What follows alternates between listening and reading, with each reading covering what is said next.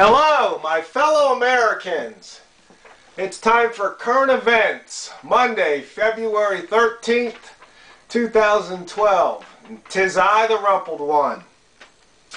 Okay, Whitney Houston died in a hotel room.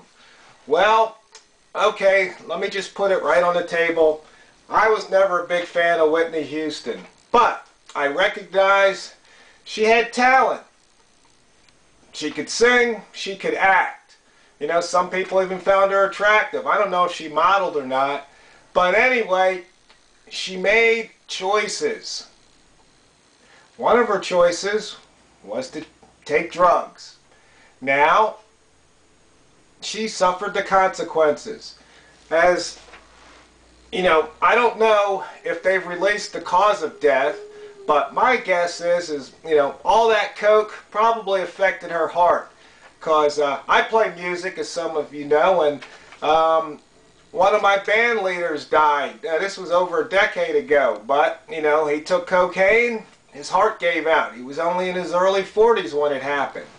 So, you know, life is choices, actions have consequences, so you should choose wisely.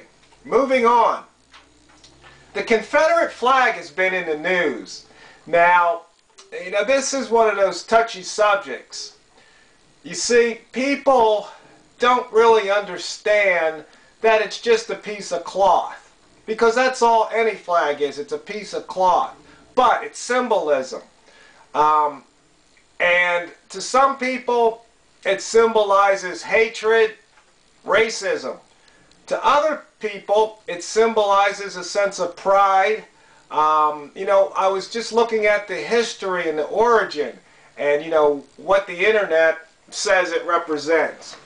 Well, you see, there's a councilman up in West St. Paul, Minnesota, who's flying the Confederate flag at his house. You know, I think that's protected under the First Amendment. And, you know, even though I might not like it personally, that's his right. You know, there's a bus driver up in Medford, Oregon, who got fired because on his truck, you know, he had the Confederate flag, and I think it had the word redneck written across it. You know, once again, that's his right. You know, a lot of times people don't understand. See, the Confederate flag to some people means, you know what, we're not going to listen to what Washington has to say anymore. We're fed up with them telling us how to be and what to do. Because if you really dig down in history, you know, they talk about Lincoln freeing the slaves, but President Lincoln didn't care about the slaves one way or the other. He just wanted to try and keep the country together. And most people don't realize that. But that's the facts. So, like I said, it's a touchy issue, but, you know, in this age of political correctness, where if you do anything against the Koran, you know, that's a hate crime. But if people fly the Confederate flag, I guess some people could call that a hate crime too. But, you know, you have to take everything in context.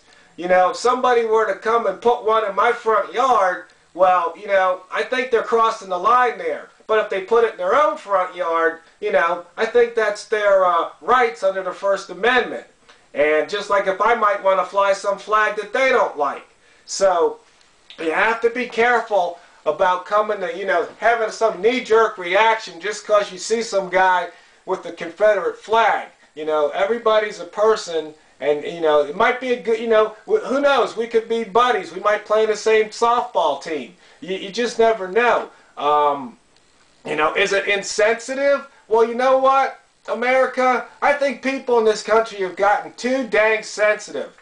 Well, anyway, that's a different topic. I'm kind of off current events. Let's get back on it. Okay, can't fire bad teachers.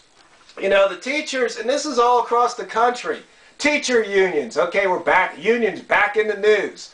You know, if there's a bad teacher, somebody that's done something against kids, has a, you know, police record, and it finds out, you can't fire them. Now, why can't you fire them? Oh, because the union says you can't. Well, I think that's a little ridiculous. I mean, let's say you're an employer, you're a small company or a large company, doesn't matter the size, it's the principle. And you have some employee that's just not up to snuff. You want to fire them, but the union says, oh no, you can't fire them. Well, wait a minute. Doesn't that person have the right to quit? They can come in, hand in their resignation letter, and you know, a week or two, they leave. Do employers have that same right? No, you can't quit. Well, if the employers don't have the right to force somebody to come to work, then employees and unions shouldn't be able to force, you know, unions to take somebody. You know, that's not what this country is all about. And that's just some, you know, once again, political correct thinking that, you know, people have a right to a job. You don't have a right to a job. You know, you might have a right to apply for a job, and if you're the best candidate for the job, you know, you should probably get the job, but the employer shouldn't have a gun to their head to keep on deadwood. Okay, moving on. Obama has flip-flopped once again. Does that surprise you? Super PACs. I mean, you can go all over YouTube and the internet and see all the speeches Obama said, you know, these super PACs are evil. We shouldn't take all this money. But now, wink, wink, nod, nod, he's taking super PAC money and allowing all these super PACs to campaign for him and to put commercials on the TV. And that gets us to the economy.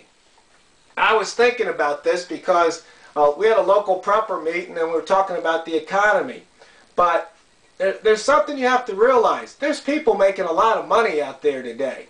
A lot of money. You know, iPhone apps. People are making, you know, hundreds of thousands, millions of dollars off of iPhone apps. You know, you go to the shopping center, you know, in any, you know, major metropolitan area, for the most part, parking lots filled. Friday nights, Saturday nights, you look at restaurants, you know, tables are filled. People are drinking. So I'm starting to wonder if this economy isn't really what they're telling us it is. Now, see, the thing is, when we're talking about the prepper meeting, there's two things. It's like, it's you personal. If you're out of a job, then the economy's bad, you know. But if you're not out of a job, the economy might not really be affecting you right now. Of course, you know, prices are rising. I mean, overnight, gasoline jumped a dime at some stations here. But the point is that if you look around, you see people spending money. I mean, you see businesses open that, to me, in a bad economy, why are they still, you know, surviving? I mean, coffee shops, cupcake shops, you know, nail salons. I mean, if the economy's really that bad, why are people spending money on things like that instead of rice and beans? So, those are the current events that I wanted to talk about. Thanks again for watching my videos. Thank you for subscribing. And if you're not on YouTube, you know, look down on the bottom there. And you can watch these on YouTube, because then there's, you know, sometimes more information in the description, and then you can read the comments. People say they like it, people say they don't. So, until then, wake up, America. Smell the hypocrisy.